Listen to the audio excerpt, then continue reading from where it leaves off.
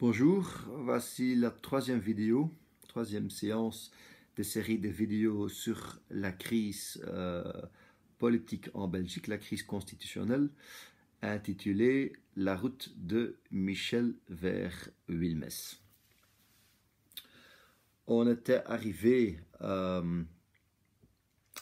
la vidéo précédente à la position de NVA qui était devenu un challenger pour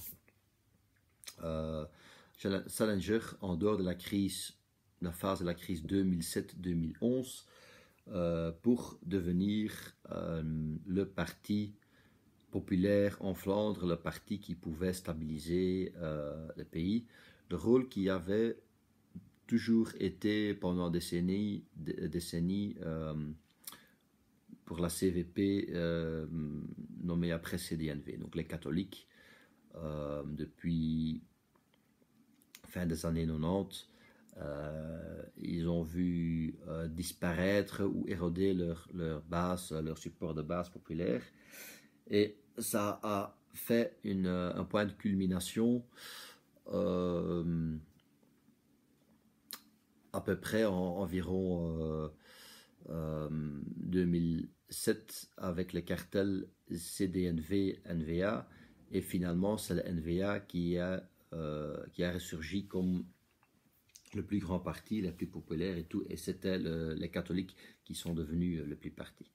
Donc, j'avais expliqué que la tentative de la NVA, après cette période, avant gouvernement Di Rupo et pendant gouvernement Di Rupo, était de devenir le parti, le grand parti qui était le parti populaire en Flandre. Et leur grand examen était 2018 avec les élections communales. Donc en 2014, ils ont formé un gouvernement. Donc c'était le gouvernement Michel I, le premier ministre libéral. Et là, ce qui était remarquant, c'est que le patron de la NVA, Bart de Wever, n'a pas choisi de mettre ses œufs pour un poste dans le gouvernement fédéral. Il n'a pas voulu devenir ministre, voire premier ministre. Il y avait une occasion de faire ça. Non, il a voulu rester président de parti et bourgmestre d'Anvers. Tandis qu'il était quand même considéré comme l'homme plus fort, le vrai leader du parti. Et tout ça, pourquoi il a quand même choisi de rester en Anvers. Souvent, on parlait que c'était le bourgmestre de, je ne connais pas le mot en français, mais le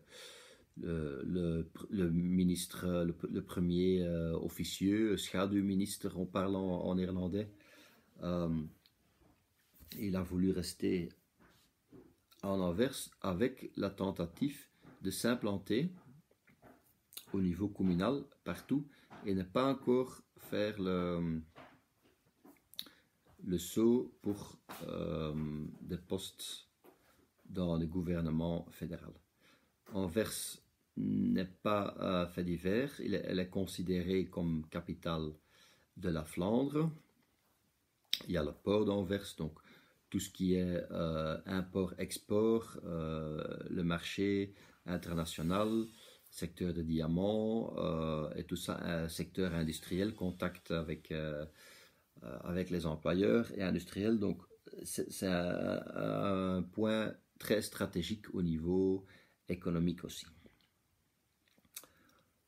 2012, il était bourgmestre, donc la NVA donnait le bourgmestre. 2014, au gouvernement en Flandre, gouvernement fédéral, avec 32, à peu près 32, presque 32% des votes des Flamands. Donc énorme, presque comparable avec ce que le CDMV ou le CVP avait à la fin des années 80, au début des années 90. Mais 2018, ils gardent leur position, mais ils n'ont pas vraiment éclaté, et c'est là qu'ils ont que leurs problèmes ont commencé. J'y continue dans une prochaine vidéo dans cette série.